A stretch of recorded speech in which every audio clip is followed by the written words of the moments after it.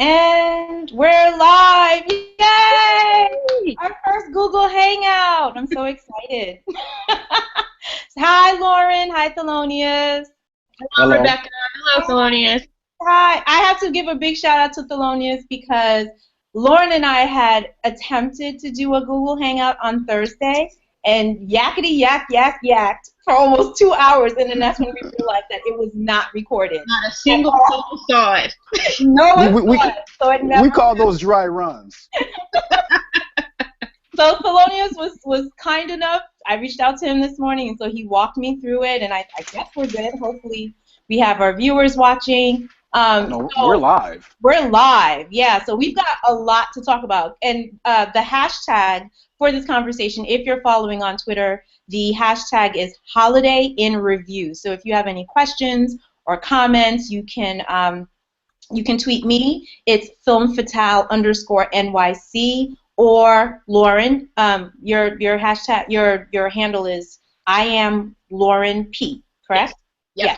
Right. So send us any questions or comments. We're going to be covering a lot of topics because you would think with the holiday week nothing would be going on, and yet we have a lot going on. So I think for the first topic that I really want to address, The Force Awakens opened last Wednesday, right? No.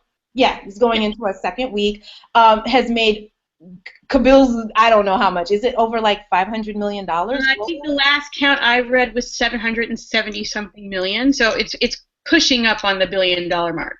Holy crap. That's a lot of money. Yeah, but they predicted that. I mean, they told us that they were going to make a ton of money, so I'm not shocked. So, yeah, so of course with The Force Awakens, there's been 11 think pieces about the movie, you know, from the storyline to I think Carrie Fisher had some things to say when she was going on the media route promoting the movie. But the thing that caught our attention, and I could not have predicted this, out of all the critiques of The Force Awakens, it seems that screenwriter and filmmaker Max Landis yes, we use that, air quotes, went online on his Twitter account, and he basically has a theory that the Rey character played by Daisy Ridley, it falls under the Mary Sue trope. And if I remember correctly, you can explain to us, Lauren, what is a Mary Sue trope? It's a character who's, I guess, seemingly ordinary, who develops or survives through extraordinary abilities. Okay. And these abilities aren't explained. They just know things, and the audience isn't sure how they know or why they know. And it's sometimes used as the author uses this character as like a wish fulfillment. They're sort of projecting their hopes and dreams onto this character. That's a description, but basically, Rey is too capable. She's too smart, too handy, and she's a girl. There's a male equivalent too. There's Mary Sue and Gary Stu, but basically they're just. It's a lazy way of saying the character is capable, inexplicably capable, for whatever reason.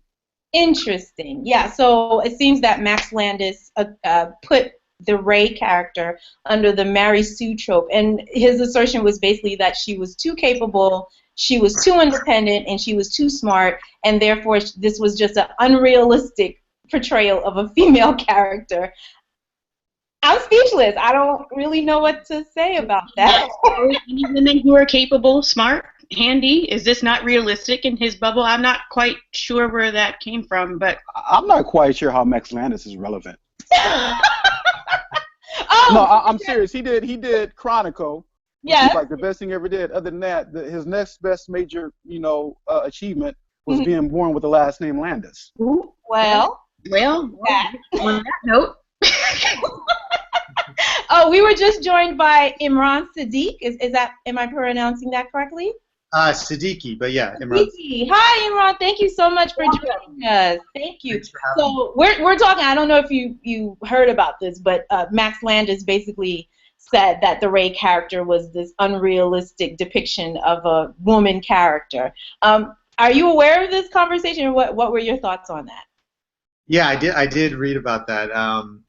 Yeah, and I think it's just you've probably already said this, but you know, it's just the kind of thing we never say about men, because so many of our heroes, like Indiana Jones. yeah, exactly. Mm-hmm. So many of our heroes are these guys who kind of are impossibly, great at everything, and kind of like face very little obstacles in their journey towards becoming heroes. And we kind of just tend to accept that because I think we just kind of think that's how it is for men. And then when for a woman, I think we suddenly have more questions. And I think we're just, to be honest, just not used to seeing that. And so we try to, it maybe bothers some people because they don't understand that that's a possible. So Ray basically had two skill sets. She was a mechanic and she could fight. So I'm trying to figure out. Mm-hmm. I mean, she was a scavenger, Right. And I don't know if she was a great one because she was barely making enough to survive. She wasn't.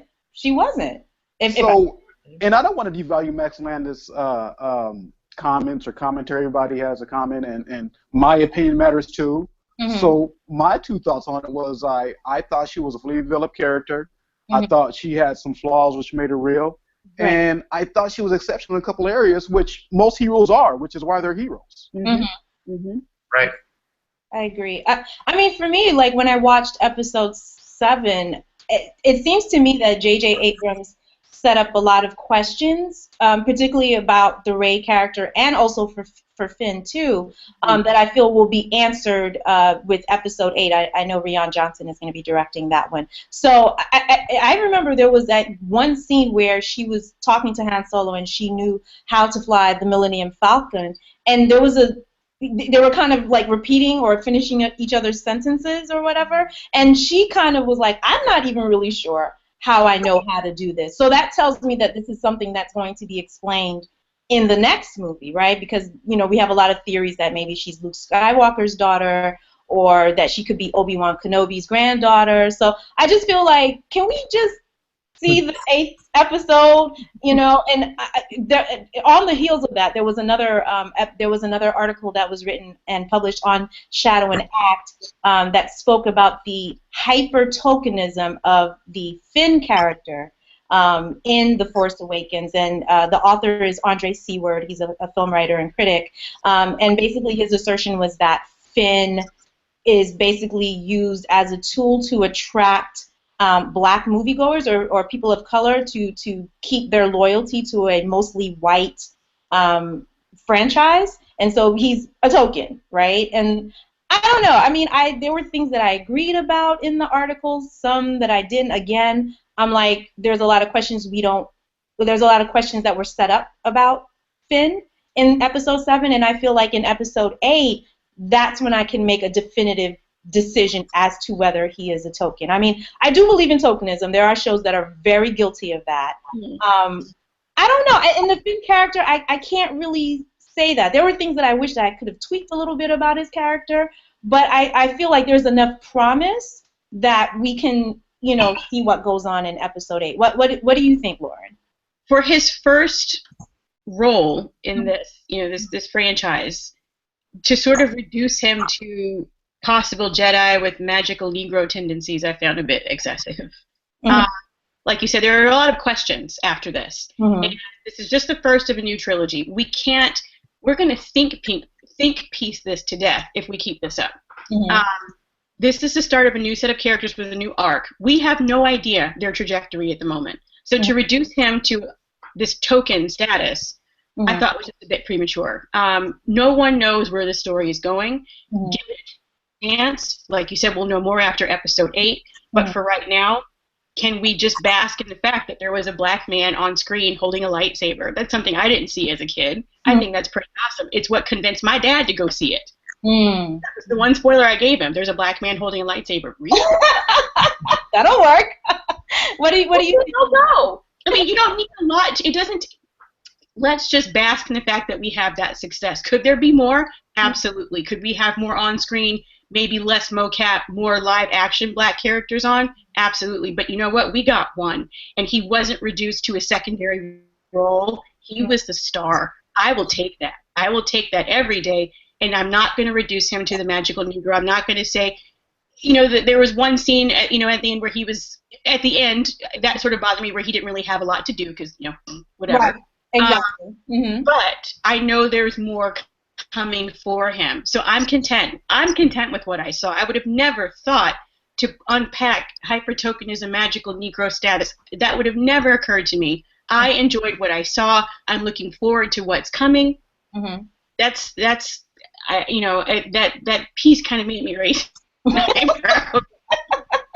So what did you think, Imran? Or do you think that Finn is a token character, or what is it in the franchise to you? I think it's a really interesting thing to think about. But I kind of agree that it kind of depends where the story goes. But you know, what was most interesting to me is it's a kind of a striking moment when, you know, obviously these are spoilers, but when he takes off his helmet and, you know, you see his face and he's a, you know, a black man, and to me it just visually it's a striking thing because for two reasons. One, you know, we've very rarely seen people of color in these movies in the past, but also we haven't seen stormtroopers you know, like as human beings. Right. So what's interesting to me is when you introduce Finn as a black stormtrooper, you're also introducing the idea in our heads that the stormtroopers themselves, you know, what do the other stormtroopers look like? You know, and that's what I kept thinking about is, are they all black? Are you know, what is the meaning here? Because there is a symbolic meaning to his face in the uniform, and so later, this is what bothers me about the film is later when people are shooting at the stormtroopers, including Finn, who used to be one. Doesn't he have friends, or like are the other stormtroopers all just like robots? Or could some of them be like Finn? And I hope that in the later stories there's some conflict in him or in the story about shooting those people, because for me there's a possibility here that you've brought an idea into the movie that the stormtroopers are black or that they're people of color and that they're like robots or slaves, and then we're not really dealing with what the implications there are. That could be, and I hope that in the coming movies we kind of deal with this idea that you know, how did stormtroopers come to be? How did Finn come to be in that position? And I think they will probably deal with that, but I really hope that they deal with it from the perspective of race, because I think that they might not do, but I hope that they do, because that would make it much more interesting to me. You know. Right. Well, if I remember correctly, because I know from the original canon, stormtroopers were cloned, right, from, I forget who the original person was. And now in this one, we're learning that Finn is part of like this new school of stormtrooper. They've been kidnapped since they were babies and basically programmed. So that's an excellent point, because you know what that kind of reminds me of? The Matrix, right, where, you know, Neo is freed, and then, you know, now that he has that consciousness of knowing that, so all those, you know, spies or whoever that they kill, these are people that are connected to a pod, right? So even though we see the death on screen and we're like, oh, that's the Matrix, but these people really die in real time. So yeah, I would love to see them deal with the consequences of that. What did you think, Thelonious? What did you think of the Shadow and Act article, and do you think that Finn is a token, or? Well, so I think a couple things. I think one, everybody got to realize this is science fiction. So I mean, you go to science fiction for the special effects, the fight scenes. So when I have different expectations when I go see a science fiction movie than when I go see something by Ava DuVernay. I know Ava DuVernay, the writing is going to be strong, the acting is going to be strong. When I go see science fiction, I lower expectations as far. I mean, I hate to say it, I lower expectations as far as the script and the acting, as long as they got cool fight scenes. Now, there's been a couple sci-fi joints in the past that have exceeded my expectations as far as the writing, script, characterization, and they just so happen to have women protagonists, Aliens and Predator. Or not Predator, but Aliens and Terminator, the original ones. Right. Those, I think, are transcendent because they had a woman protagonist, the science fiction was good, the writing was good, the character development was good. So when we have all these think pieces about, you know, Finn and this and that, I think it's misguided. That's not what we're here for, right? As far as being a token or a magic Negro, token, you're just stage setting, right? You're just a chair that the director moves around. Finn wasn't that because he was integral to the plot, he was integral to the narrative, and there was character development. As far as being a magic Negro, a magic Negro. You're there to move the plot forward, to help the protagonist. But you don't get the girl, and there's really no character development for you. So to me, by my definition, he's not a magic Negro. Could his character have been better developed, better written? Of course. But I'm like Lauren's father. There's a black guy with a saber. I'm gonna go see that. Yeah, I mean, I don't know. I mean, I think John Boyega is just, I think out of all the movies this year, I really enjoyed just the cast, from Oscar Isaac to Lupita. They have just been lighting up the screen. All their interviews, everything. I think for me, out of all the cast of 2015, they have been the most engaging and the most charming. And I noticed how many people love Finn, right? And so I do feel that, particularly, I'm sure Rian Johnson is on Twitter. I'm sure he's, tracking the reactions of Finn and these conversations that we're having as well. I don't think that he's going to be a throwaway character. It would be crazy for them to do that. I think that the complaints that the author had in the article, I'm not going to dismiss them. I think we should have these discussions, but I think these are things that can be rectified in the 8th episode. Like, for me, and these are spoilers, if you have not seen Force Awakens, mute this. I like the fact that Rey and Finn are separated at the end of the 7th episode, because now what you could do in episode 8 is give Rey and Finn their separate paths of self-discovery, right? So we know Rey is going to find out who she is and her connection to Luke, but I do hope in the 8th episode with Finn, we need to know who is his family, who was he abducted from, right? So I think if you can do that and give him his own agency, his own story arc, independent of Rey and the Resistance, bring in more people of color. I know that the rumors right now is that they're looking at Gugu Mbatha Raw, who starred in Belle and Beyond the Lights.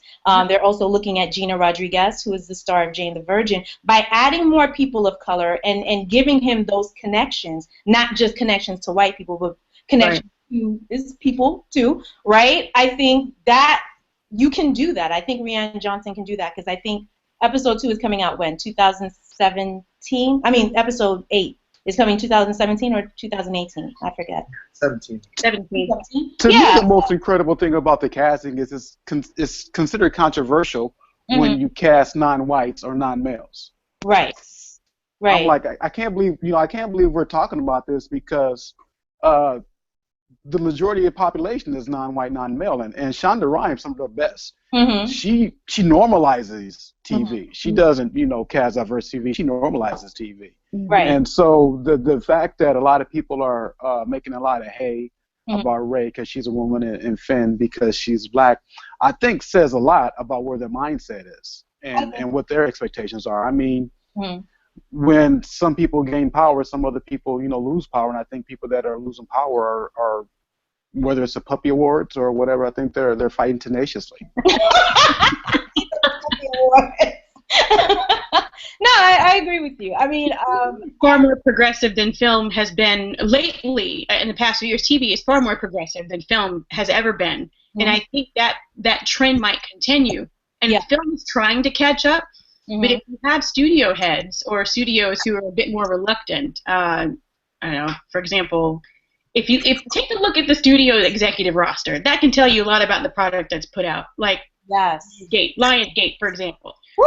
Go over to Lionsgate website, check out their studio executive roster. I'm not going to give any spoilers, but you might want to put on some sunglasses. It's a little bright in that room. That is who is influencing the product we see.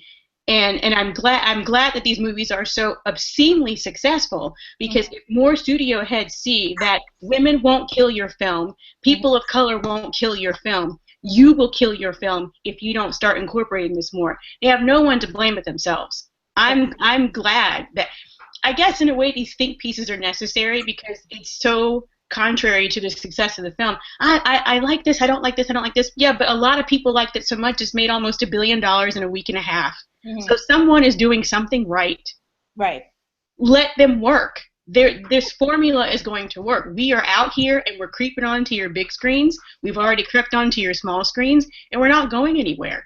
Yeah. We're not going anywhere. Yeah, I think I'm appreciative of the piece from Shadow and Act. I think it's definitely given people food for thought, particularly for other studio heads who want to replicate the success of The Force Awakens. Like, I really just want them to understand what is the difference between a character of color, a person of color with agency, or a woman or a woman character with agency, and a token. Big difference. Just putting a person of color on the screen. As I've said, if to me, you know what a token character is? If I don't see where you live, if I don't ever see your apartment, if I don't see who you love, I don't see what you like to eat. If your main purpose is just to drive the storyline of the white characters, you are a token. And so I can see how, Finn could be writing that line. But yes, I think episode 8, I think Rian Johnson definitely has an opportunity where he can veer it in the other direction. Finn is not a lost hope. I'm not throwing out the baby with the bathwater, is all I'm saying. I like Finn. Yeah, I do. I really do. So, which brings us to, that was a great point you brought up, Lauren, about the decision makers. It seems that Vulture also published a piece. It was a Q&A with Will Smith, and they basically talked about his new movie Concussion, which opened on Christmas Day, and the interviewer decided to ask Will some questions about race and Hollywood, and Will had some gems to drop in this article. I'm just going to read the question and the answer, and then you guys can tell me what you think. And of course, I closed the window to this article. But basically, if I remember correctly, Will Smith was not having it. If you want me to try, can you read it, Lauren? Yeah. I'm going to try to read it and not have my eye twitch as I read it. Please do. Okay, so the gist of it is there are not enough Will Smiths in the world to sort of advocate for diversity. Here it is. There aren't enough people in authority who have the power to say yes to things. I firmly believe in an integrated society where we all work together. We build and create things that are good for all of us. I also believe that people, when their survival is in question, embrace their reptile mind. Their reptile mind is not inclusive. Their reptile mind is not loving. Now, he had also said something before this, and I think this was the big WTF moment, that Hollywood was the most progressive place in the world, or behind the UN, Hollywood is the most progressive place in the world. Okay. Funny, Will. Oh my goodness. And that basically it's on us to push for diversity. It's not for the decision makers to make sure that the product is diverse. It's on us. Because in his house and in projects that he participates in, it reflects how his house looks, which I would disagree with. But everything is okay in his neck of the woods, so therefore everything should be okay for the rest of us who are trying to do the same thing. Right. Yeah. There's so much wrong with that. When you look at your career, what do you find encouraging? What makes you pessimistic? And he says, I'm not a pessimist. I believe in the power of the human spirit. I believe Hollywood, more than any other group of people other than the United Nations, is deeply forward-focused. That's where it started. Hollywood is forward-focused and inclusive. And all right. Sony hack. He was hacked. Clearly he was hacked, because that's not true outside of Casa Smith. And I think my biggest issue was this, is I look at 2 films of his in particular that he had a huge part in. I look at Ali and I look at Annie. Films that were, of course, Ali, biopic directed by Michael Mann. The director of Annie could have gotten anyone. I think a black director would have perhaps had a certain touch added to it, but the director of Annie was a white guy. Ali was directed by a white guy, but all good. It's all good in Casa Smith. And he has this power as a storyteller, as a major player, as an A-lister, but chooses not to use it to push for this normalization that we speak of. And I get it. He's got to eat. And like he said, when your survival is in question, your reptile mind is not inclusive. Your reptile mind is not, aware. And I think in his quest for success and ensuring that his children are okay, I get it. He's got to make certain decisions that we may not agree with, But in his head, he's justified them. I love this man to death, but boy, is he wrong. He is wrong. He is loud and wrong on this. Oh my! What do you think, Imran? Yeah, I agree that he's off. You know, and I think it actually kind of links back to what we were just talking about in one respect, because I think representation has like two levels to it. One is like, so Will Smith gets to be in certain films, and he was at one time the biggest movie star in the world, right? And you know, and that's huge.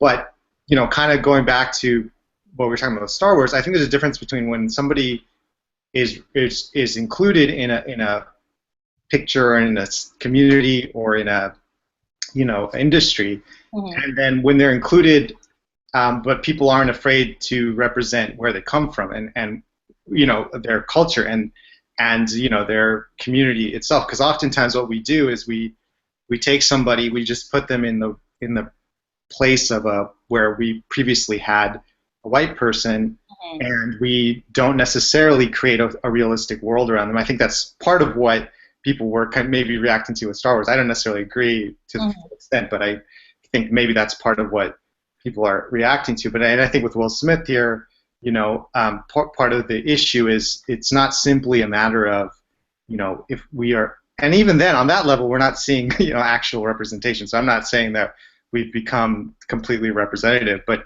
even as we make certain strides in TV or in you know, in certain films, I still think we have a long way to go towards like actually being like, here's a story about a person of color that is about, you know, them, you know, like, and where they come from, and we're not afraid to talk about the fact that they aren't white, you know. And I think oftentimes we dream of a world where we never talk about race, but that's not really, I think, the goal here necessarily. It's like, let's talk about it and say you know, you have the way that you look has mattered in the world, you know, and let's tell stories about that, because, you know, that's what we're really ignoring. So anyways, it's a long way of saying, I think that, you know, if the goal is just numbers, then sure, you know, we've made some progress, you know, a little bit, not a lot. We made some progress in numbers, but if we're talking about the actual culture of Hollywood and who feels like they're included, who actually gets treated, you know, the best or the same, that we're way far from that kind of equality or progress. So, what did you think of the article of Thelonious? Because I know you had thoughts. I was bothered by it. It disturbed me. I mean, it showed a myopic, insular view that I think, looking at Will's arc of success, he should have known better. I'm disappointed because I like Mr. Smith. I like his movies. I like when I see him off camera.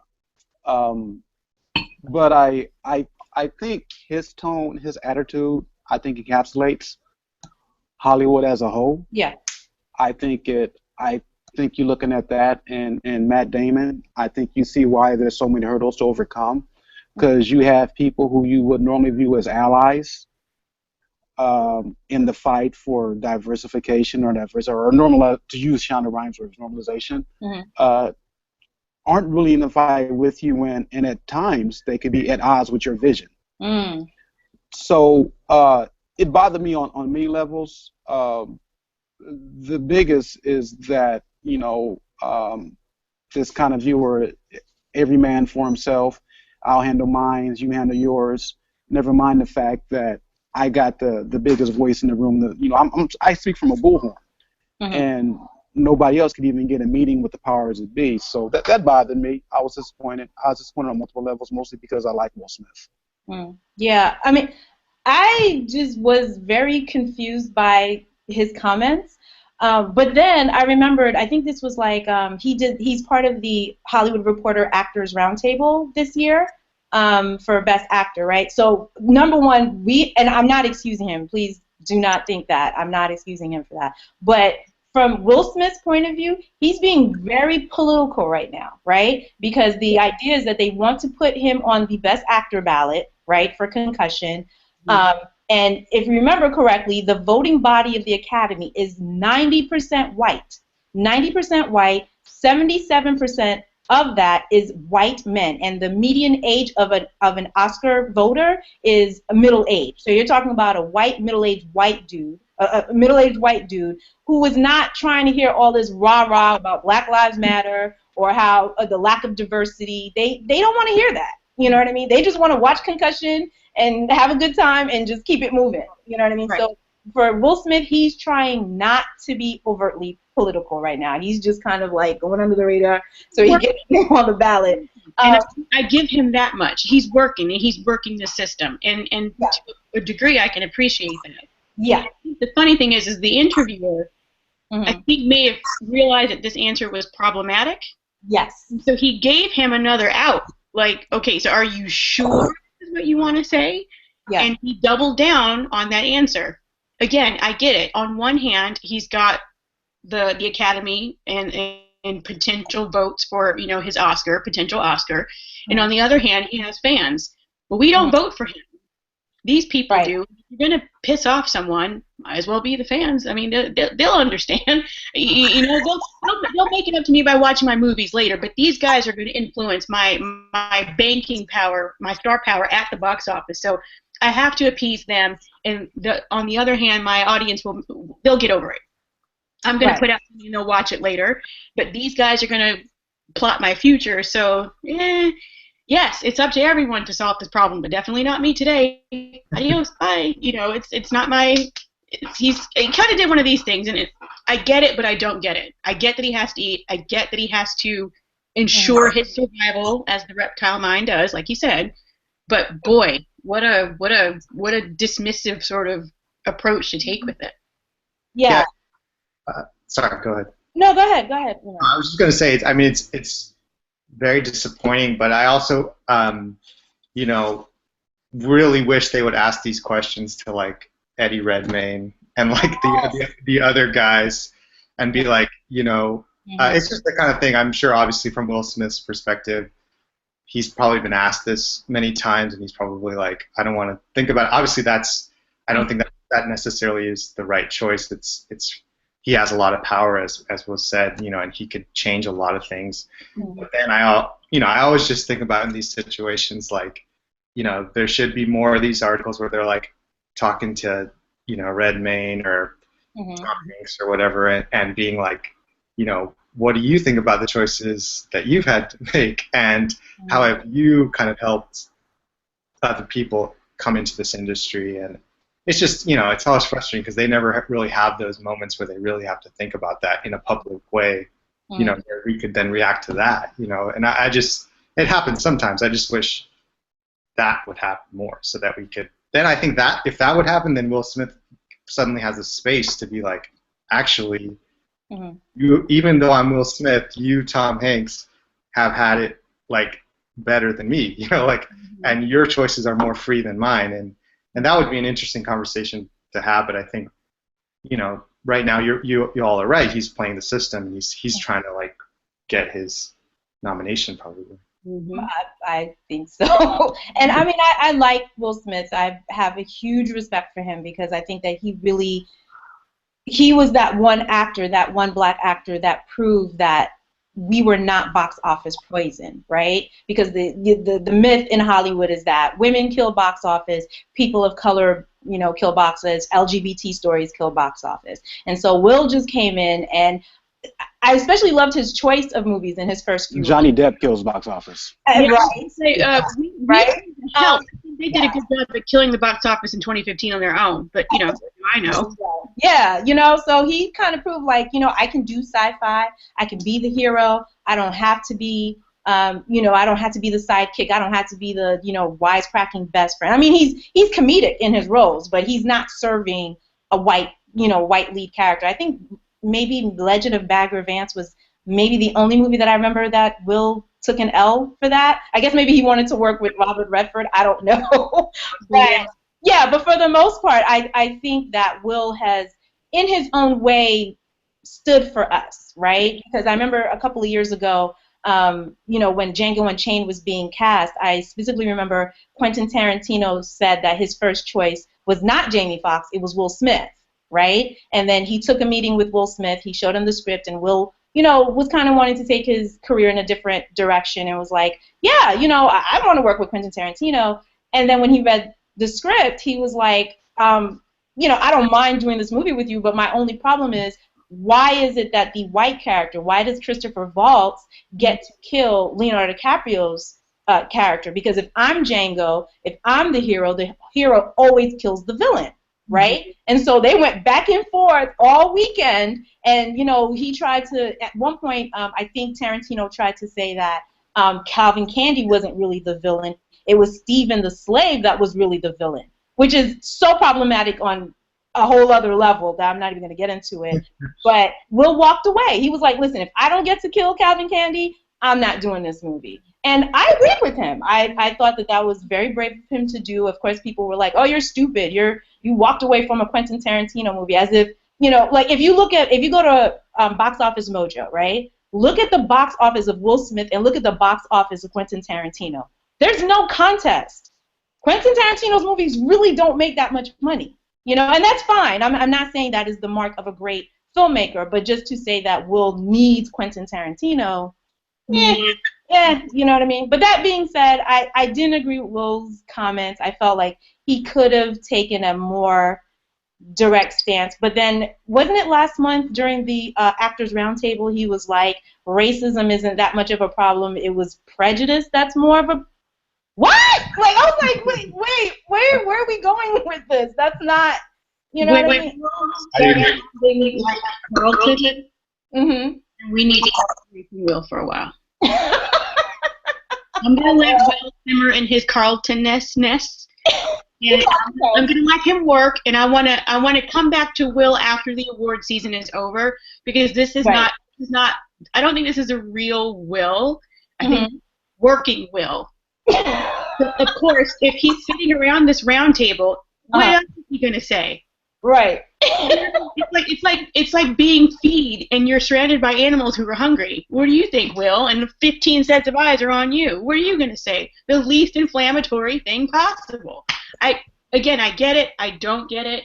But this Will is sounding a lot like what Will Smith on The Fresh Prince would tease Carlton about, and so now I have to put on a different set of glasses and look at Will Smith. Call me when award season is up. Let's revisit this then. But right now, I can't. I want to put Will in a corner and put him in timeout for a little while. I feel like as black actors and actors of color, if you don't want to be political, that's fine. But I do feel like in this era, you can't hide like under the bushes and just think that you're just gonna wait until it goes away. Like Viola Davis has put herself front and center in the firing line, and she's been very honest. Like that Emmy acceptance speech deserved an Emmy on its own. Like she should have walked away with 2 Emmys. I love that she had that presence, because I think in an interview she said she was shaking. She was like, she felt like she was just speaking into the ether and she wasn't sure what was going to happen. But I'm so glad she said what she said. Like it really is, it's not about the talent, it's really about the lack of opportunity, right?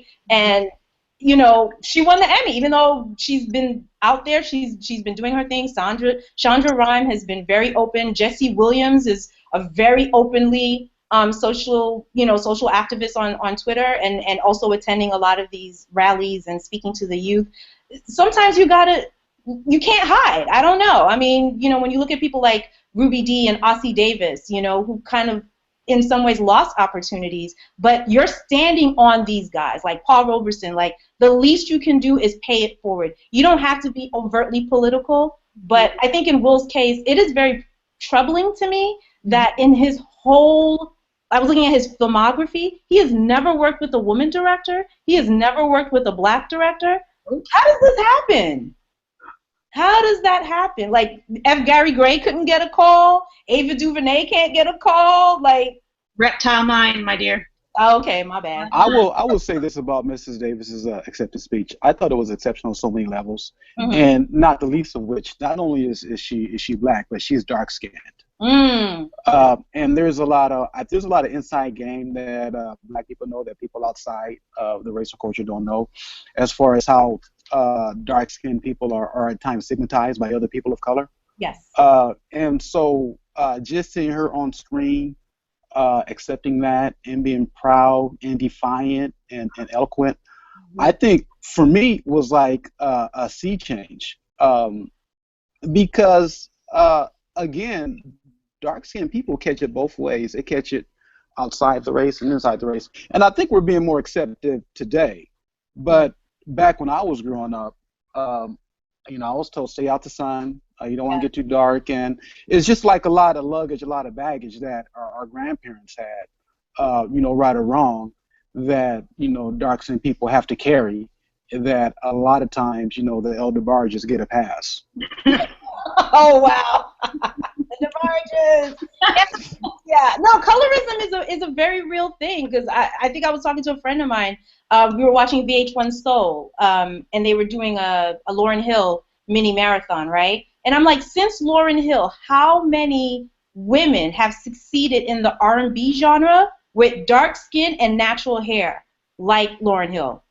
Crickets. I mean, this is not to denigrate Rihanna or Beyonce or whatever, but we have to be honest. There is definitely a lighter skin bias, not only in music, but in Hollywood and how we cast love interests. Because I know Viola was like, I was just sick and tired of getting roles for like crackhead mamas and, you know, judges that didn't have a first name, like just these ciphers, right? Nobody was ever casting her as this sexualized, fully realized character. And now with How to Get Away with Murder, she is a playground where she's able to play with this palette, you know, of emotions and ranges that she wasn't afforded before. So yeah, I think, you know, yeah.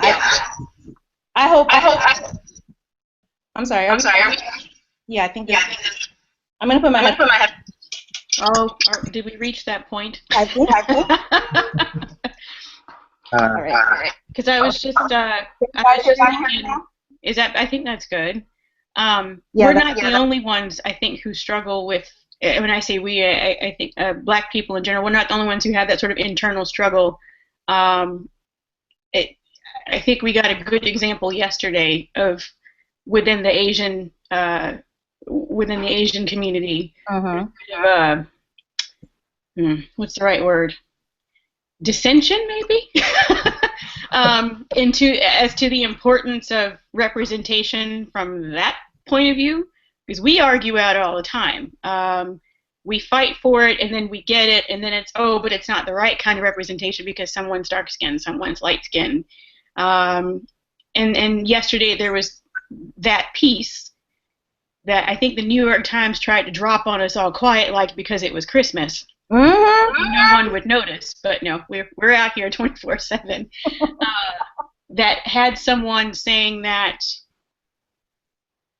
okay, I'm going to try to keep a straight face again, that Asian comic superheroes are an oxymoron and actually detrimental to the cultural zeitgeist as it is. That's what I got from it. And he proceeds to list a bunch of things that are back up and proof, but there are a lot of gaping holes in his logic that I think there was no shortage of people pointing this stuff out. And we'll typical use the term logic loosely. You see me, I'm air quoting the hell out of this right now because there's a lot to unpack here. There were 50 plus people telling him his piece is problematic, and but what I was trying to say was,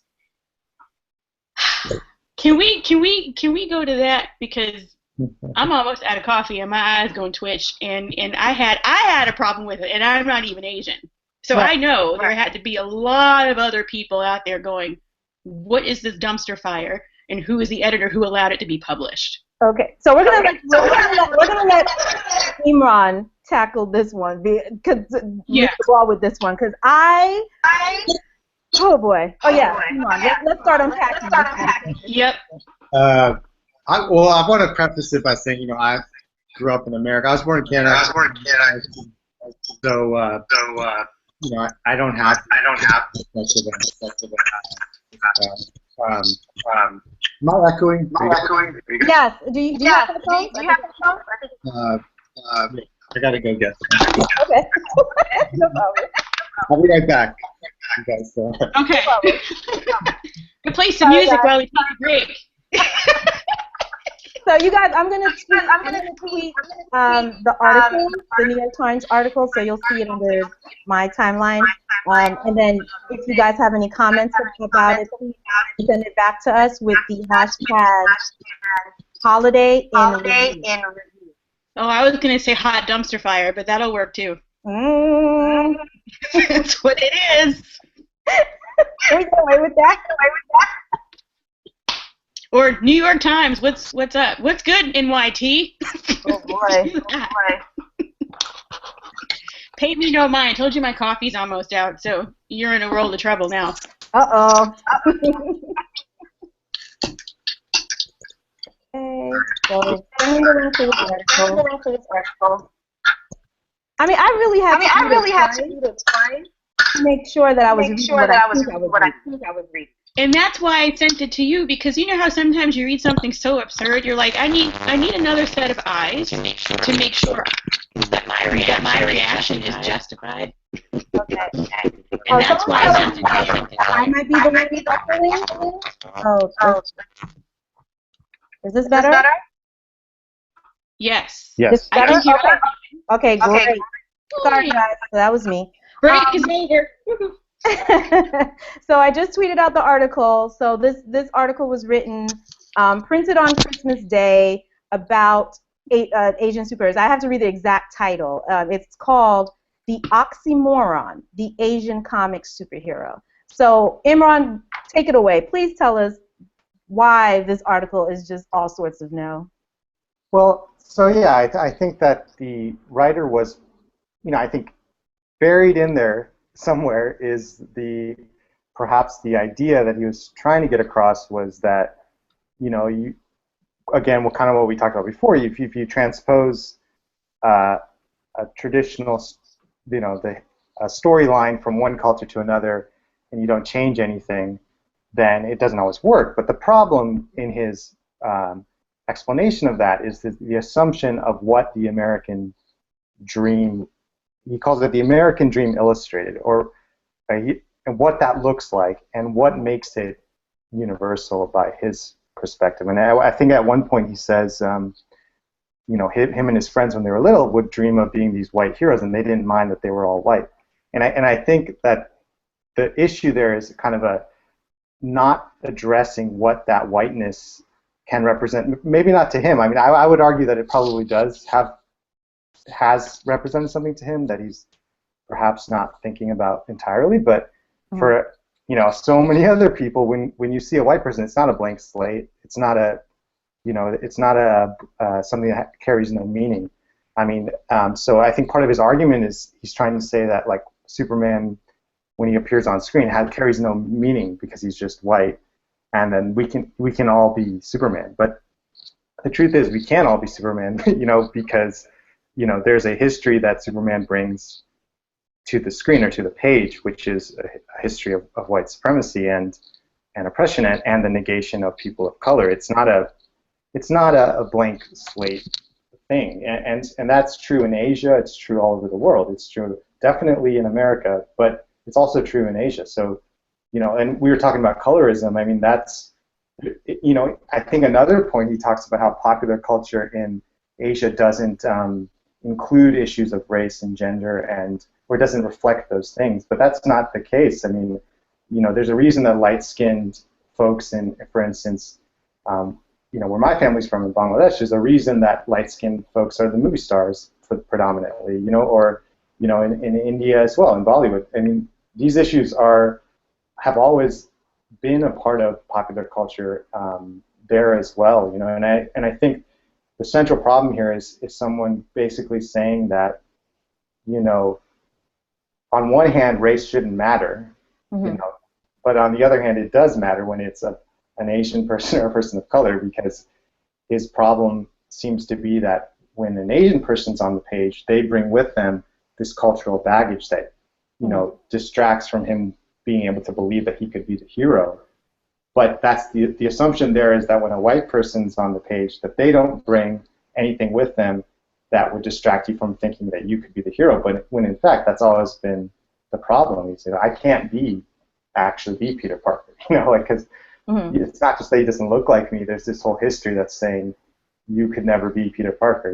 You are not the right kind of person. And the last thing I'll say is there's also a huge gaping hole in terms of gender here, where he's not really addressing the fact that you know, how gender also plays into this, because, you know, it's not just that these guys are white, they're guys, you know, and so even if you're a white, he doesn't really go into what happens when a white woman is allowed to be Superman. Does he still feel the disconnect? Does she represent American culture? I mean, I just think that, like you said, there's so many gaping holes in what's being talked about here, but central to it is just this reaffirmation that to be American, to be a hero, is to be a white man. And I think that's a huge problem, and it was disappointing to read that, like you said, on a holiday when they probably thought we weren't paying attention, but it really woke me up. I was like, yeah. Will be published today. What did you think, Lauren?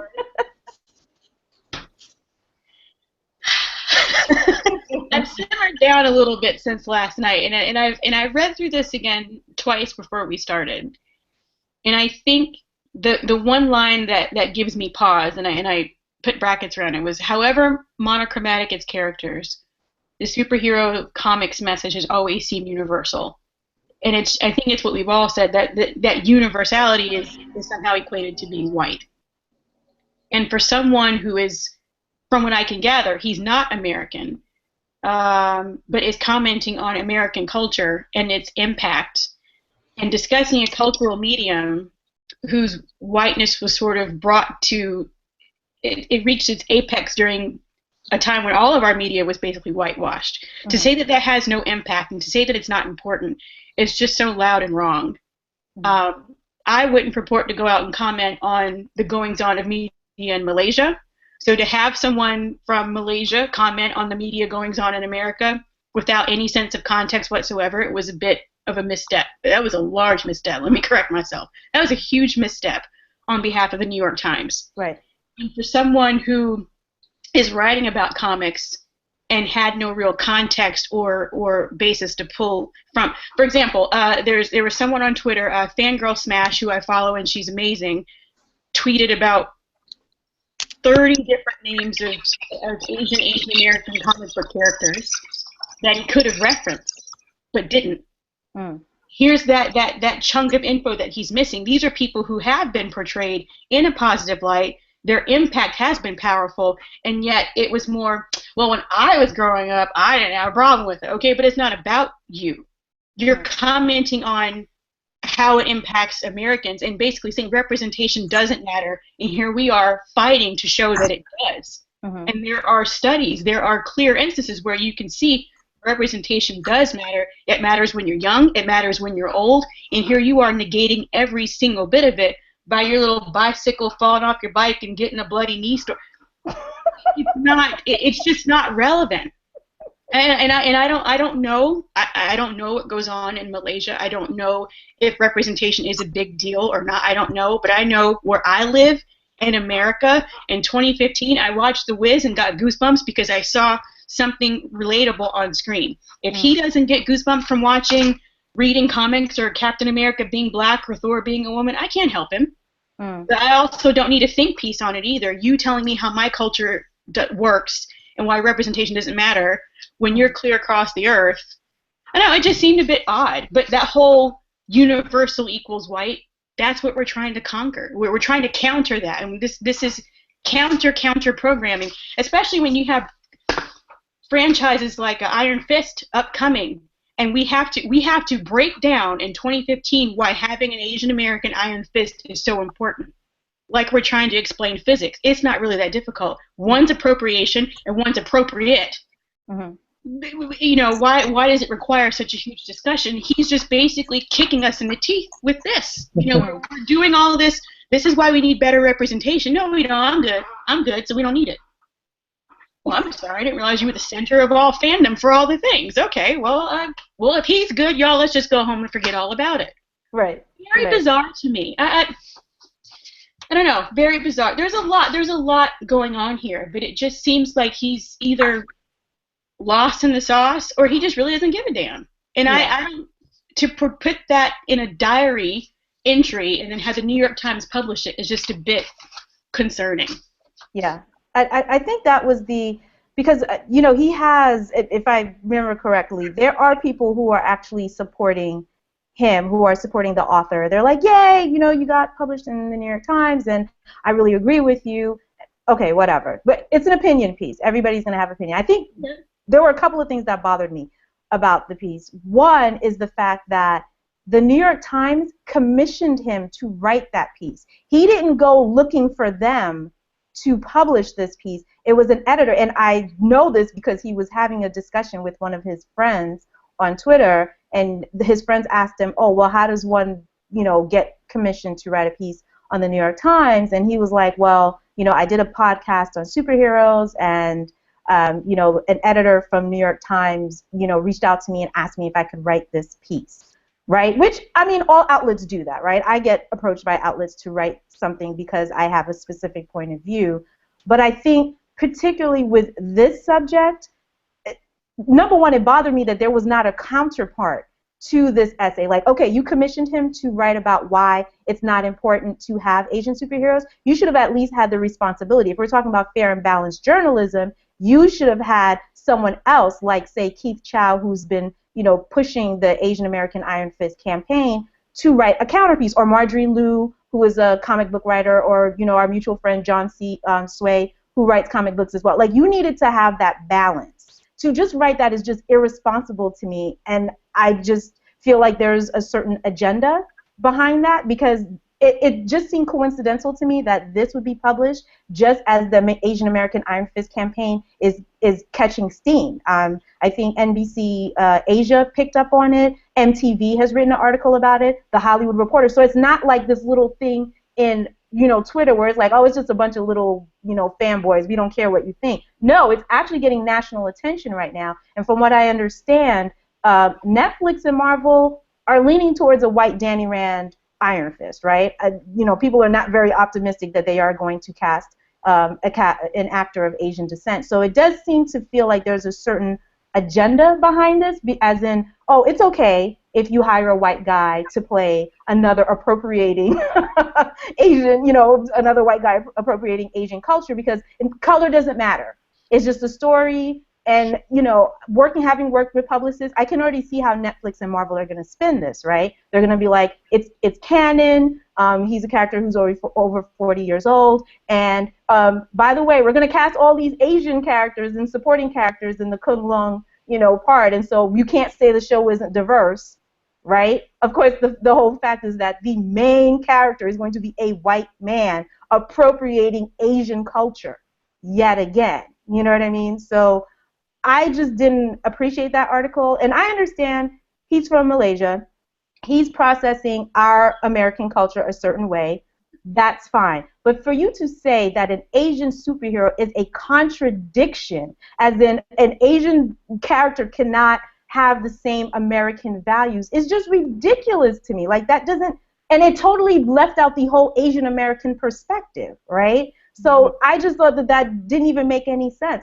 I think someone had tweeted, I saw it on a timeline, that the Miss Marvel, who's written by G. Willow Wilson, is one of the most critically acclaimed recent titles to come out. It's an Indian American young woman, right? And from what I understand, I read somewhere that there's been almost like 100,000 downloads from people in India about an Indian American, first generation Indian American superhero. So you cannot tell me that there is not a certain universal appeal to that, right? I remember in college I read this article, it was an essay called Shakespeare in the Bush, right? Where it basically showed that not all things are universal, right? I think it was an anthropologist who told them the story, I think it was either Hamlet or Macbeth or whatever, and the village people, it was a small village in Africa, and they were just like, this story doesn't even make any sense. Like, why would a ghost come to this person or whatever? And so I understand that. Not everything translates, you know, cross-culturally. But I think that there are some basic tenets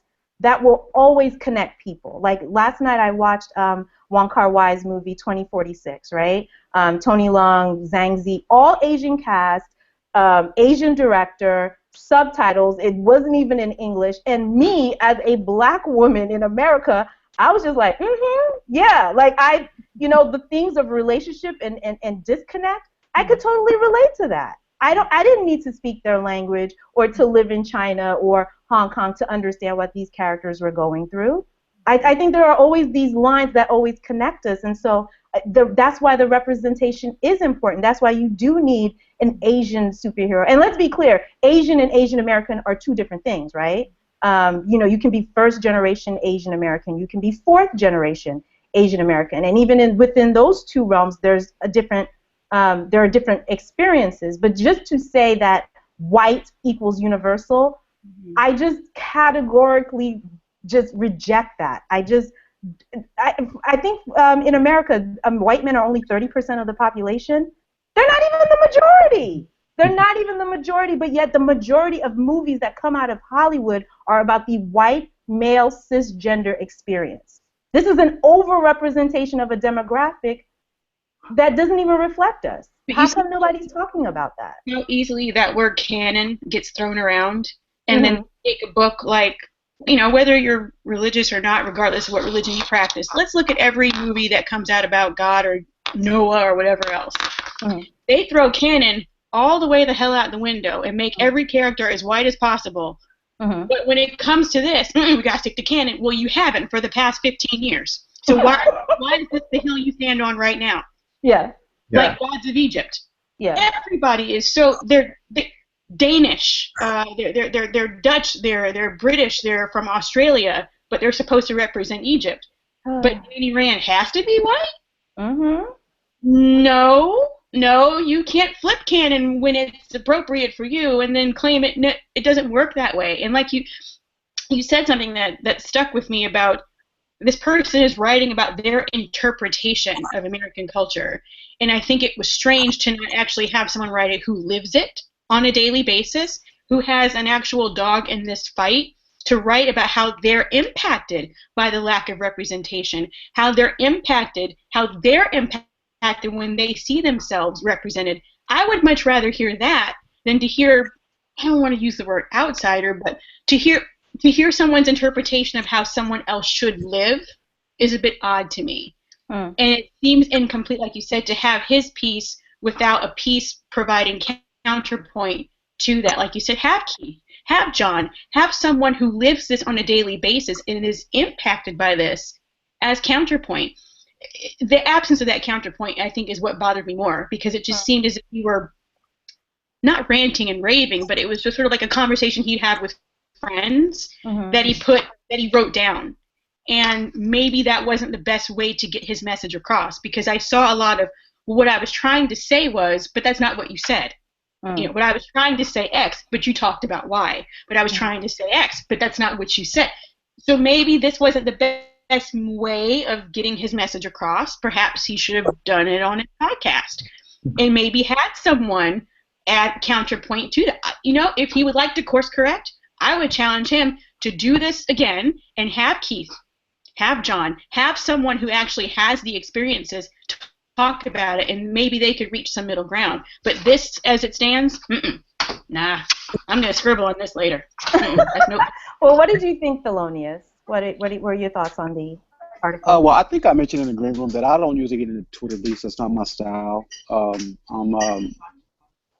don't like to get into conflicts. They tend to ruin my day. But I kind of went in on this one. I found it problematic on many levels. And I don't want to discredit his opinion because he's not indigenous or born in this area. He just wasn't informed is the problem. We have uninformed people that are second, third, fourth generation, American citizens. So he could have wrote this from the moon, but if he had a connection, he should have been better informed. And this is coming from a guy who started a Black Comics Chat for the sole purpose of having a showcase for people who write diverse comics. This is coming from a guy who tweets about diversity in comics and diversity in media and blogs about it on a regular. If you're going to write about something, and this is passion to a lot of people, and if you don't know that, follow the AAI Iron Fist hashtag. And it sounds like he didn't do his homework. He gets an F. So, and I think I said before, when I was coming up in the 70s, the first superhero I saw on the big screen was Bruce Lee. He was the international at that time, the biggest star in the world. They brought a lot of what he did and used it for white protagonists. And so now we want to kind of course correct that, and we're getting, beef or feedback from, again, people that who we should consider as allies. And, again, if you want to write a think piece that's contrary, that's fine. We all don't have to agree. But do your homework. Be informed. He was informed. To me, the best part of the story was about his bike being blown up. I can't remember too much anything else. So, that's just my 2 cents. Yeah, I totally agree. And I wanted to, one point that someone mentioned earlier, so Miss Marvel, she's actually Pakistani American, but it would have been great to, part of what is so powerful and harmful about media is like, here you have an article that's dismissing what for many I would imagine, and I know folks personally, but for many others, Pakistani brown women, young girls across the country, across the world, has been a very profound experience, to read Miss Marvel and to see themselves on the page. This piece of media in the New York Times is, in a way, because it doesn't have that counterpoint. He definitely gives credit to that comic, which is strange. He says that it's good, but then kind of says it could, there's some problems. But you're almost dismissing the experiences of people who are reading these comics and for the first time feeling something. And in particular, again, he's dismissing experiences of women because even as he's looking at those guys who are all white, they're still men. And so when he talks about his own cultural stories, which have heroes in them, again, most of them are men. And so I felt like one aspect here that he's really dismissing and not giving enough credit to, but also the New York Times is dismissing, is the idea of, like, if you had, it would have been great here to have, a Pakistani woman or someone who was South Asian who could reflect on Miss Marvel in a much different way. And then the second part is, because of that media cycle, he's talking about, his assumption that American culture and American heroes are white and white men. His piece is then again reiterating that, and the funny thing is, the irony, I guess, is the problem he seems to have with Asian comic book heroes is that they're trying too hard to be white. But then he himself is saying that that superheroes are white. I don't know, I feel like he's reiterating the thing that he's trying to critique, which is that, like, oftentimes he thinks that Asian superheroes are trying to be wedged into storylines which were written from a different perspective. But he's dismissing that American history includes Asian Americans, and so there is no American culture without Asian Americans. So you can't say that that these guys represented American culture. And then but by saying that, you're basically reiterating that, and then there's no way there's ever going to be these kinds of more complex heroes that you want if you keep saying that they have to be white men. But anyways, the bigger point here is that I think it's very valuable to critique is that the New York Times is media too, and they're perpetuating this perspective by not giving us that counterpoint. And I don't, whether or not it's an accident or not, it doesn't really matter because it happened, and now we have more people out there who just read this one perspective on diverse comics, and they're going to carry that argument in the back of their heads. When they're somewhere else, they're going to be like, well, the New York Times said that we shouldn't have diversity in comics.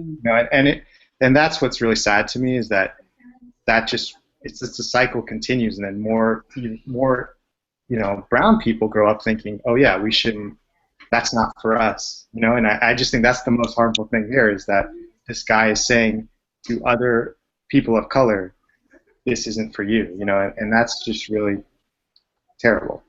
Right. Yeah. Go ahead, Thelonious. I'm sorry. Well, this is a family show, so I'm not going to say some words. But in the black community, we have a term for other black people who put white people ahead of self, ahead of culture and race. It's been popularized, but I'm not going to say there. I don't know if there was another word for that in the Asian culture. But if there was, I think it's relevant for this conversation because I know if a brother wrote that we don't need a Luke Cage, I would go off. I would go off. Don't put that out in the universe. Don't. Okay. Why Luke Cage must be played by Bradley Cooper? Right. Yeah. I would. I mean, come on.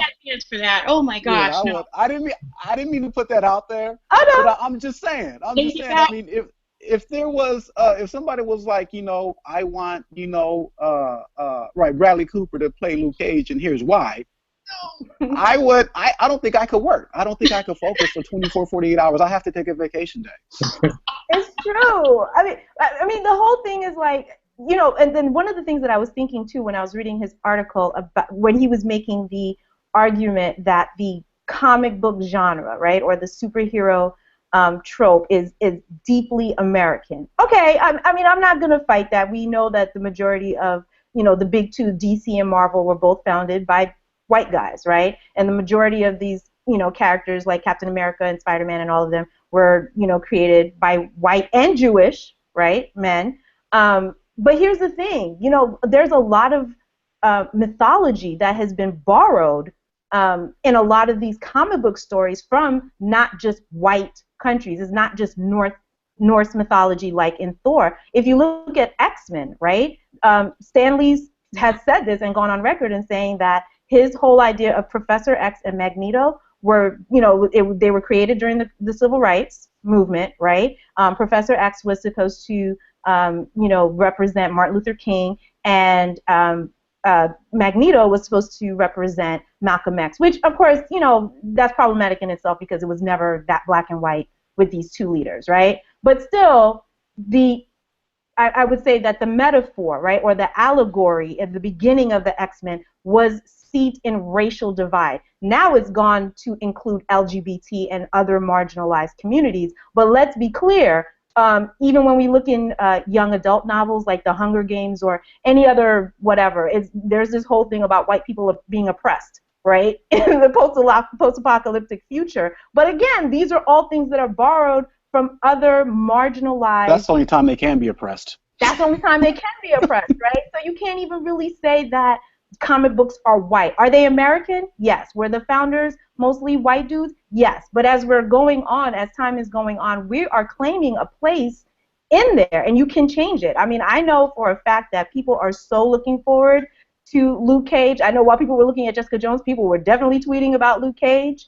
I think a month ago, a friend of mine, Robert Young, and I, it was Jay-Z's birthday, right? And so we were like, hey, what if we took Jay-Z lyrics and, mashed it with like set pictures of Luke Cage, and then we created this hashtag called Caged Hova.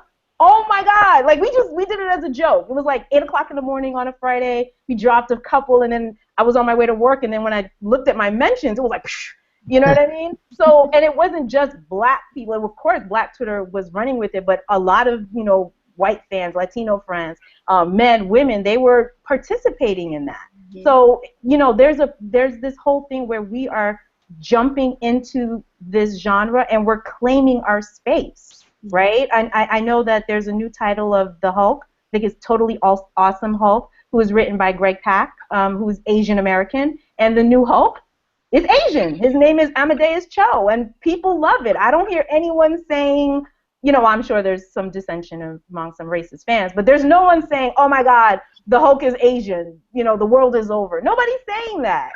Nobody's saying that. He might. Huh? This person might. This writer might. Whoever wrote this piece might. Does he know? He might not know. He might be screaming if he did find out.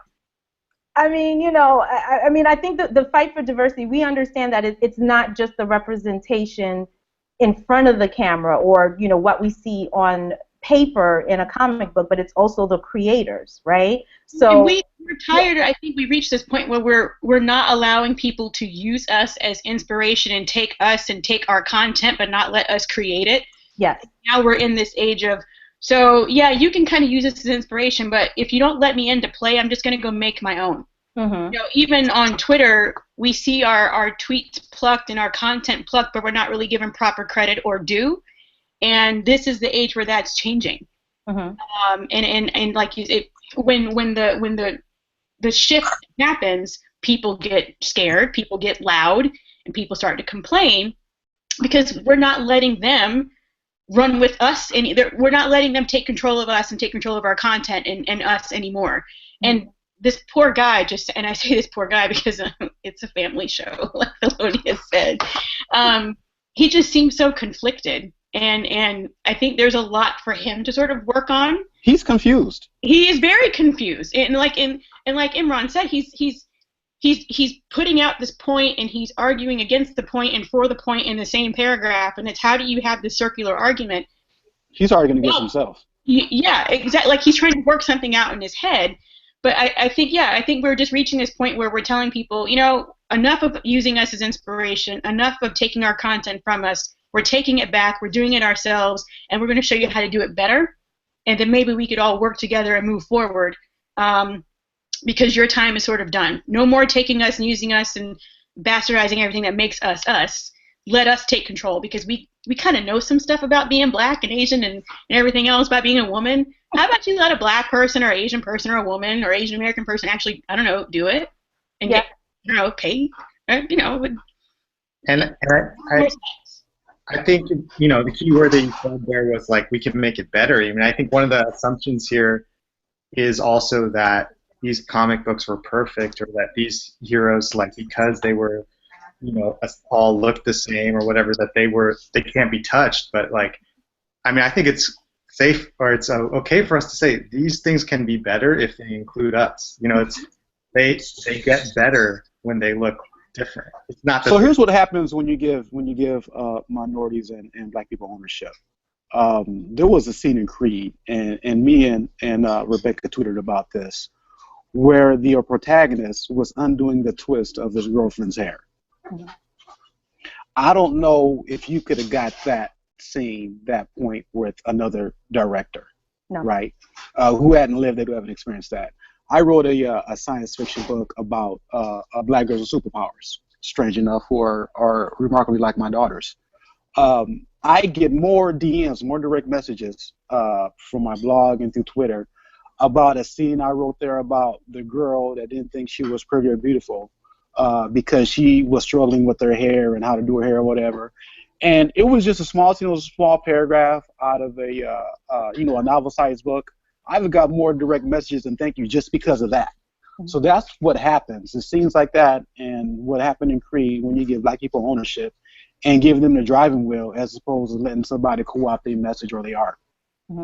Yeah, I call it outsourcing blackness, where you have people who want to write, and I'm just using the black experience for an example, because that could be any other race, gender, fluidity, LGBT, but that scene in Creed, to me, I call those cultural signifiers, right? Because I think Shonda Rhimes did a New York Times article where she said that in the absence of water, people eat sand, right? We're so starved for our imagery and seeing ourselves that when we see something that is so authentic, where it's not just putting a black character, but putting a black director and a black writer behind that, there's levels and there's nuances in there. I mean, Creed is a perfect example to me because, yeah, you could have gotten a white director to direct Creed, but let's be clear, number one, the idea for Creed came from Ryan Coogler. This was not, as far as the studio and Sylvester Stallone were concerned,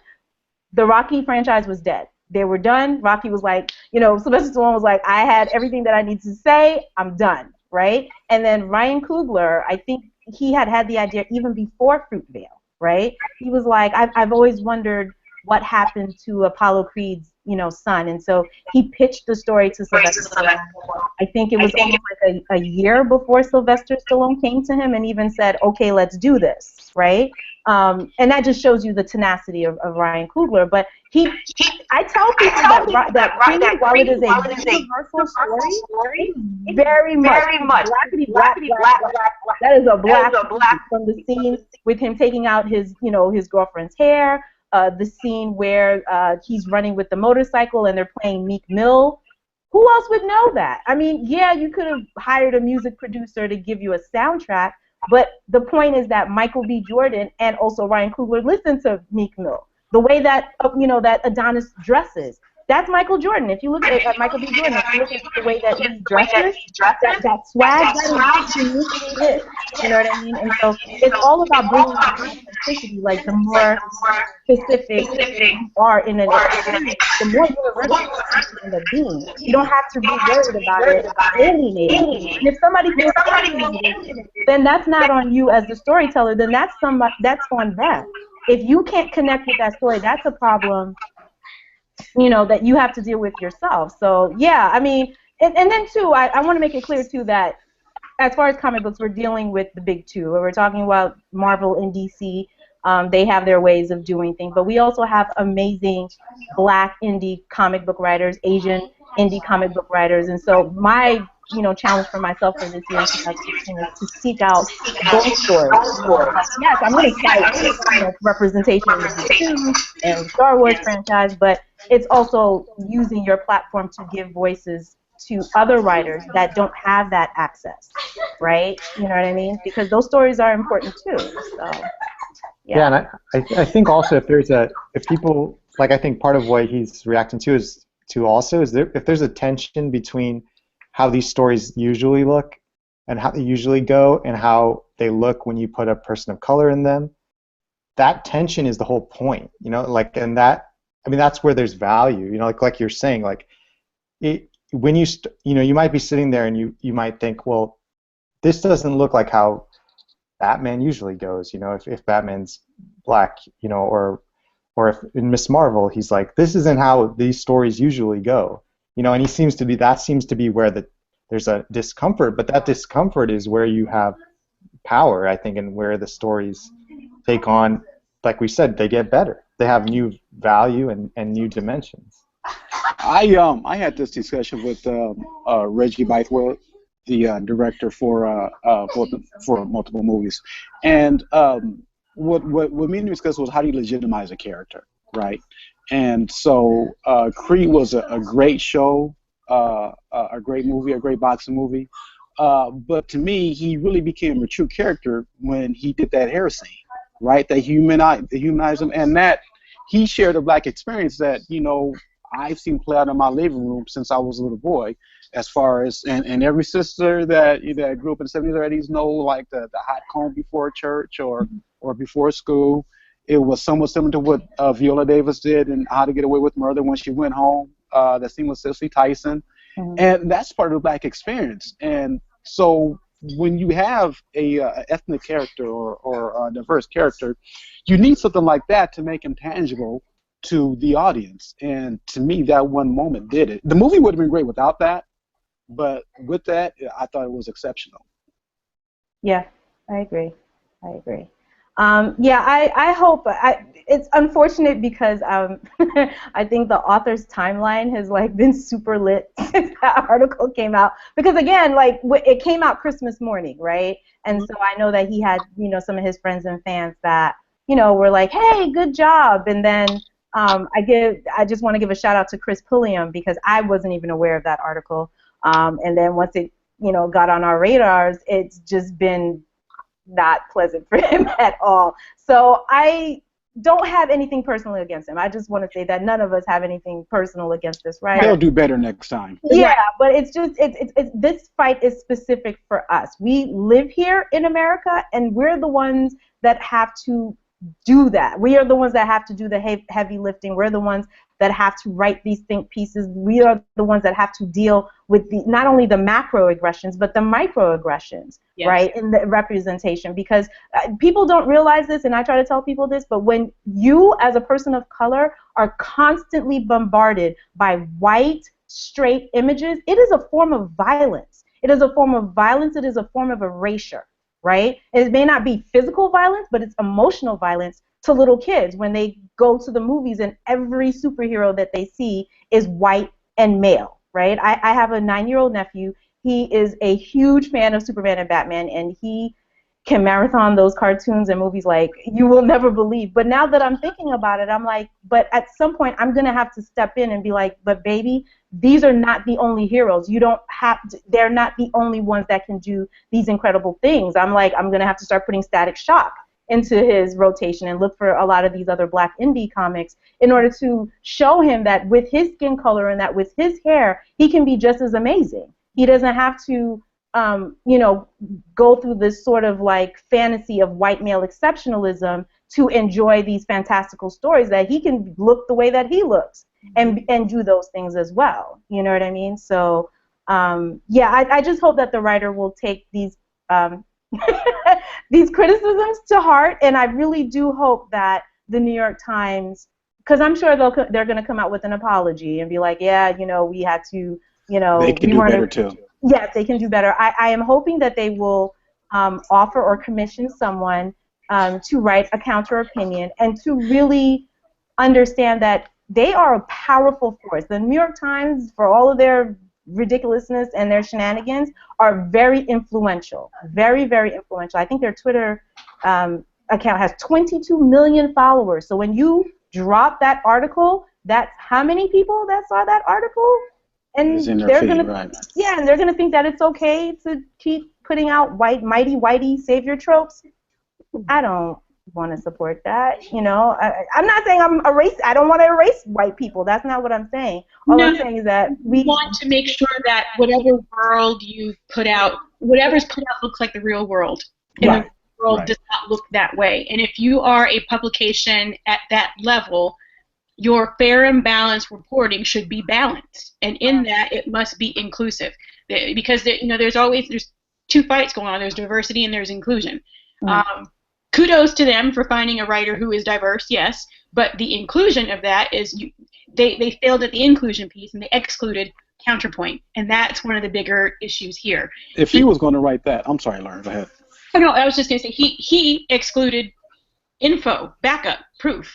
That's one of the faults of his piece, and there were plenty of people telling him where he sort of dropped the ball, and yet rather than saying, okay, I get that, it was, okay, I get it, but no, just next time, like you said, this is not personal, but next time if you're going to put out a piece of this caliber or of this about this topic, which is a very hotly contested topic right now, especially in the U.S., you got to do your research, because this has implications further than just being published in the New York Times.